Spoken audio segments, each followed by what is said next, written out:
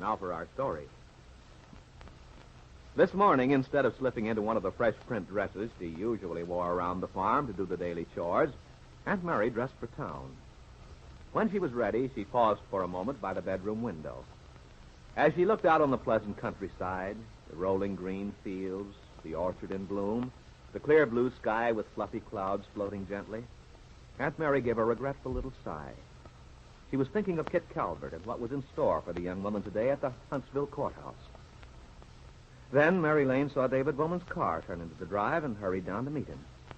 Kitt's uncle gave his old friend a grateful smile as she came up to the car, and a moment later... His old friend a grateful smile as she came up to the car, and a moment later...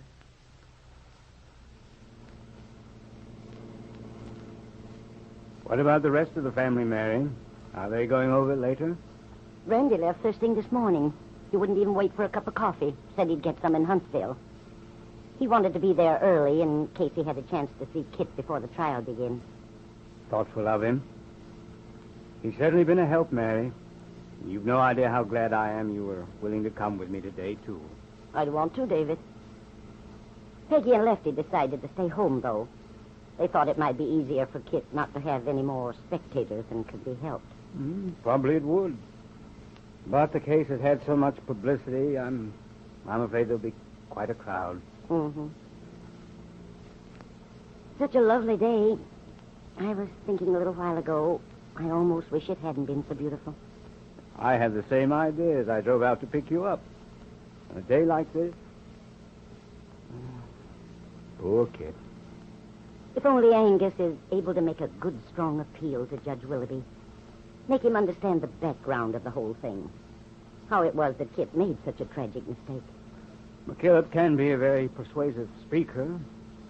I'm hoping he'll be able to get Willoughby to give a reasonably light sentence. That's what Randy was saying this morning before he left. You know, David, he's taking this whole thing very much to heart. I know he is. In fact, during the last week or two, he hasn't thought of much else. It's been wonderful comfort to me, knowing how loyal Randy's been to Kitt.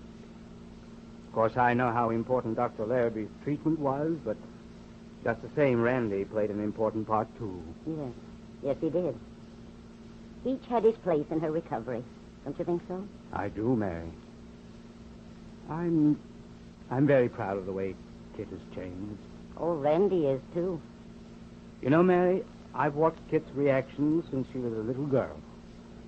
I'm sure in her whole life, nothing has ever meant as much to her as this friendship with your son. Friendship. It seems to me Kitt's feeling for Randy goes a lot deeper than mere friendship, David. From what the doctor has told me, and what little Randy said, I believe her feelings now are those of a mature woman. A woman in love. She's changed toward him, I know. That's right. Originally, her dependence was like that of a little girl. Mary, perhaps I oughtn't to ask you this question. I believe I can anticipate what's on your mind, David. But go ahead. It's about Randy's feeling toward Kitt. Lately, I've wondered if he himself understands the strength of her attachment to him. And I've wondered what he feels for her. Well, David, at first, I believe Randy considered Kitt's devotion as more or less the result of her illness. But now I'm quite sure he realizes that there's a great deal more to it. In fact, it seems to me that's one of the reasons he's been so disturbed lately. Oh? I didn't know he had been. You see, now that he realizes that Kitt's in love with him, it creates a problem. And so far, I doubt if Randy's been able to resolve it to his own satisfaction. In other words, you think Randy hasn't made up his mind as to how he feels toward Kitt, or what he may plan to do? As to how he feels, perhaps he can't say for sure. But as to what he may plan to do, what can he do now, David? Nothing.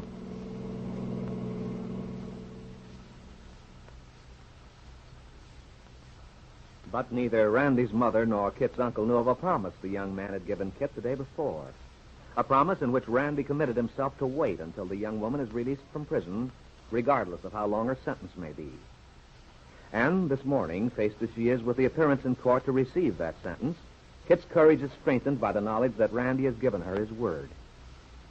Now, at the sanitarium, she enters Dr. Larrabee's office. Good morning, Miss Galvin. Good morning, Doctor. We have a few minutes before we have to leave for the courthouse. I thought we might have a last-minute chat. Are you worried about whether I'm nervous or not? Are you? No. No, I'm quite composed. Good, good. I was sure you would be. I'm certain I'll manage to get through the whole business without becoming a problem. I hope to do you credit, Doctor. You already have, Miss Galvin.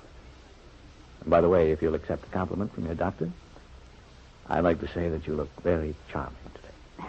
Why, thank you. I decided to break the old tradition that the accused should appear in demure black and white. After all, since I am pleading guilty, it didn't seem necessary for me to look innocent. But please don't imagine I take it lightly, even though I am able to joke about it. It's a habit of mine to whistle in the dark. Well, I know you don't take it lightly, Miss Galvin. As a matter of fact, a few months ago I felt rather like an animal being fattened for the slaughter. I knew you were attempting to straighten me out so I could take my medicine, but...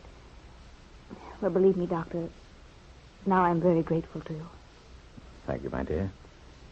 But I'm afraid I can't claim full credit. There's Randy, you know. Oh, yes. I know. But, Doctor, I still have moments of panic. Suppose something happened again. Suppose I'm not so stable as we both want to believe I am. Oh, but you are. You must believe you are. And there's no possibility that I'll go under again. You're going to be all right, Miss Calvert. You mustn't question it. No. No, I won't anymore. But I did want to hear you say it once more. Besides, Randy's promised. Promised? What sort of promise did Randy make, Miss Calvert? I'm sorry, Dr. Larrabee. Forgive me, but I can't tell you. I know it's been a long time since I refused to confide in you, but... Well, you see, this concerns Randy, too. I'm not sure I have a right to. Well, then, of course, you must respect his confidence. Well, it's just about time we left, I guess. Yes, I suppose it is. Now, remember, you're going to be all right. Now, it'll be perfectly natural if you should feel a momentary panic when you get into the courtroom, but it's nothing to worry about. I'll remember, Doctor. And Randy will be there, waiting. Yes, that's what we said. Randy said he'd be waiting for me. A short while later, Kitt was sitting at a table with her attorney, Angus McKillop, at the front of the courtroom. There was a ripple of excitement through the crowd of spectators as Kitt was recognized. Fortunately, at the moment, the girl's thoughts were preoccupied with the young man she had learned to love so deeply. She hardly noticed the eyes which stared at her curiously. She looked about desperately as Dr. Larrabee, before leaving her, leaned over to say... Are you all right, Miss Calvert? Yes, but I don't see Randy. Where is he? Maybe he's not... No, he's sitting in the middle aisle next to his mother. Oh, yes, I see him. Look at that wonderful grin he's beaming your way. You were right about that moment of panic. But everything's all right now, isn't it, Doctor? Isn't it?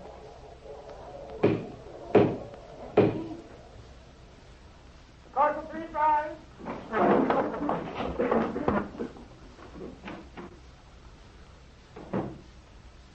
Here, Superior Court of Witnesses, counting 9 sessions. Honorable Judge Willie presiding. Be seated, please.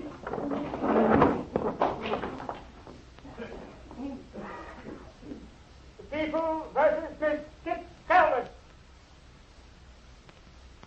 Kitt gave Randy Lane a brave little smile. Then she turned toward the judge. Her attorney, Angus McKillop, was rising. In a few more minutes, she would hear the sentence read. How long, Kitt asked herself.